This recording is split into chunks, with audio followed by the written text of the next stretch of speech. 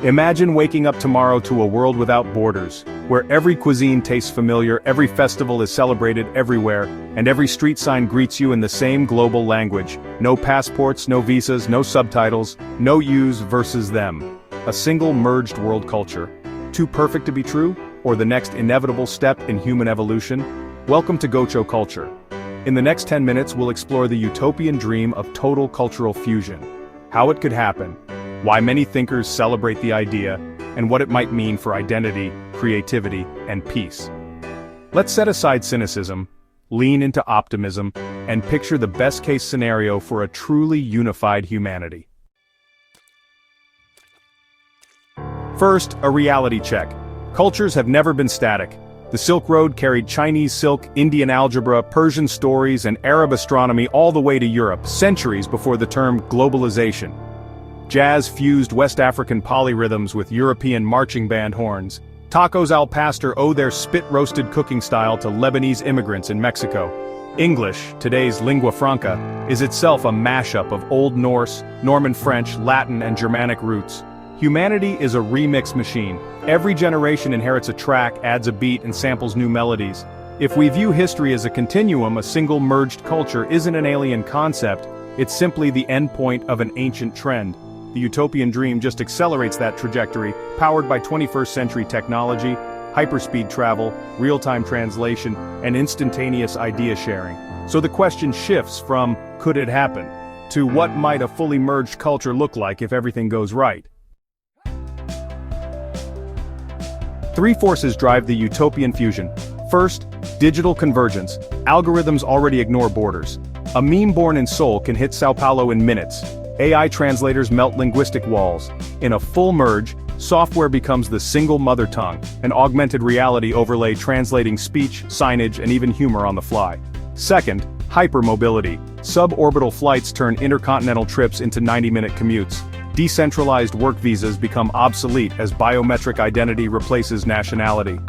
When populations mix daily, wedding cakes, lullabies, and slang intertwine by default. Third, policy and education. In the dream scenario, global institutions agree on a rights-based civic curriculum taught everywhere. Children in Lagos, Helsinki, and Kyoto study a shared core of world history, ethics, and environmental science, while still exploring local heritage as electives. Common facts forge common empathy. Together these forces dissolve three classic cultural barriers: language, location, and lore. Remove them, and humanity stands in one shared plaza, able to talk, trade, and trust without translation lag or suspicion. What does a Tuesday feel like in this imagined future? Breakfast, you tap an app and a street vendor drone drops off a rice arepa burrito. Colombian cornmeal folded around Japanese tamago finished with Ethiopian berbere sauce. The cashier smiles and says, "Selam hola, good morning," a common triphthong greeting that emerged online and stuck. Work Your Team call includes colleagues in Nairobi, Vancouver, and Reykjavik. All voices arrive through neural earbuds in the exact accent your brain finds easiest. Meetings are brief. Global labor law caps synchronous work hours to avoid time zone exploitation. Art and media. The night's blockbuster premiering on the OmniStream platform is a VR opera-anime hybrid polyphonic Mongolian throat singing scored over Afro beats, animated in the spare line style of minimalist Nordic comics. Critical reviews discuss planetary cinema rather than national categories. Religion and ritual major life events borrow best practices from everywhere. A single fusion wedding might blend the Jewish chuppah canopy, a Hindu saptapadi 7-step pledge, and an exchange of Andean Mulu shells symbolizing reciprocity. No one calls it appropriation. It's now the expected expression of shared heritage. Governance citizenship is replaced by tiered residency. Local councils handle micro-issues. A democratically elected global senate arbitrates planetary concerns. Climate tech, asteroid defense, AI ethics. Elections use blockchain ID free of location bias. Most striking is the social ease: no visa lines, no mistranslated jokes, no ethnic aisle at the supermarket. A single culture means fewer default others. Fewer excuses for prejudice.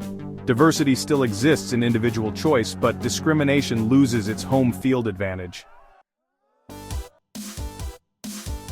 History's bloodiest chapters, often trace back to ethnic supremacy and misunderstood customs. When everyone shares the same cultural baseline, War propaganda just loses credibility. It's pretty difficult to demonize someone who eats your breakfast, watches your sitcom, and prays in your multi-faith community hall. Creativity honestly thrives on combinatory play. With every artistic and scientific tradition in constant contact, the probability of breakthrough ideas really skyrockets. Imagine for a second Ayurvedic genomics meets Swiss nanorobotics. Maori navigation principles refine Mars colony pathfinding algorithms. A merged cultural codebook, well, it dismantles archaic caste and class signifiers. Accents, surnames, dress codes, you name it.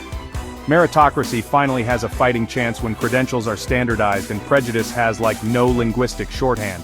Climate disasters, pandemics, cyber threats, these crises, they respect no borders. A unified culture makes real-time coordination possible, standardized protocols, default trust, and cultural alignment around evidence-based action. Loneliness studies show, again and again, that humans need belonging. A single global identity might deliver an unprecedented sense of large-scale kinship. 8 billion relatives is no longer just a joke. Festivals become synchronized waves of joy. Mourning becomes a worldwide moment of solidarity and support. In sum, the Utopian merge promises security, creativity, and belonging on a planetary scale. Skeptics argue that cultural sameness risks monotony and erasure. But in this optimistic vision, fusion doesn't delete roots. It archives and open sources them. Picture the world's intangible heritage stored in quantum libraries. Recipes, songs, dialects preserved with perfect fidelity. Anyone can revive, remix, or study them. Another worry corporate monoculture. The dream future assumes strict antitrust safeguards. Global regulators dismantle megacorps that try to patent universal emojis or trademark fusion holidays. Open standards keep culture a public commons. Finally, identity psychology. People cherish uniqueness. The Utopian solution embraces micro-customization. Your profile can display 1,000 personal tags, ancestral, aesthetic, philosophical, without locking you into a silo. Think Spotify Wrapped, but for heritage. Everyone's playlist differs, yet all tracks play seamlessly in the same player. Thus, diversity persists in individual expression even as macro conflict fades. Let's time skip to the year 2150. The annual Global Day, instituted after the Universal Charter of Cultural Solidarity, is about to begin. Sunrise in Mumbai, drones drop biodegradable lanterns shaped like Celtic knots, which school kids color with Polynesian tattoo patterns before releasing them at dusk. Noon in Rio. A six-continent orchestral flash mob parades down Avenida Atlantica.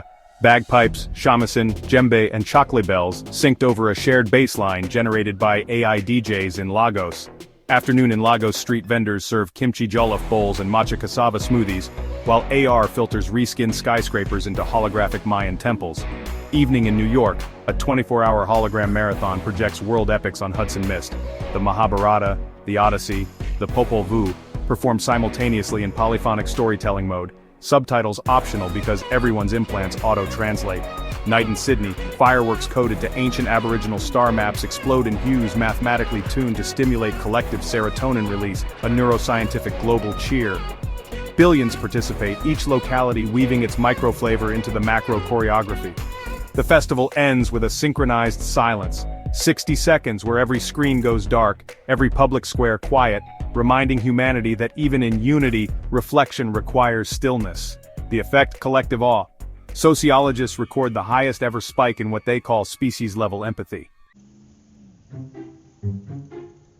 This rosy horizon isn't magic, it demands deliberate action. First, language bridges today support open-source translation tools and push for multilingual education from kindergarten. Second, cultural literacy curriculum, lobby schools to add global culture fluency, teach students how holidays intersect, how art migrates, how technology warps tradition. Third, digital heritage vaults, fund projects that digitize endangered languages, dances, and recipes so they survive the blending process. Fourth, cross-border creative grants, encourage musicians, filmmakers, and chefs to collaborate across continents. Mainstream fusion art makes the merge feel inviting rather than threatening. Fifth, global governance experiments, back citizen assemblies and climate pacts that model post-national decision-making. Success stories validate the possibility of broader unification. None of these steps abolish local customs, they simply weave stronger threads between them, inching humanity toward the envisioned tapestry. Will all cultures merge into one? No algorithm can predict the full human story, but we can choose the direction of travel. The utopian dream we've sketched today isn't naive escapism, it's a proof of concept that unity doesn't have to equal uniformity. When handled with care, a single global culture could deliver the deepest security and creativity humanity has ever known, while archiving every beloved tradition for infinite remix. So the challenge becomes personal. Learn one tradition outside your own this month. Share one cherished custom freely, without gatekeeping. Support technologies and policies that lower cultural barriers instead of raising them. Because the future of culture isn't a zero-sum game, it's a symphony waiting for more instruments. I'm Joe, this is Gocho Culture, and if today's exploration expanded your perspective, consider subscribing for more evidence-based thought experiments. Until next time, stay curious, stay connected, and keep remixing the world with optimism.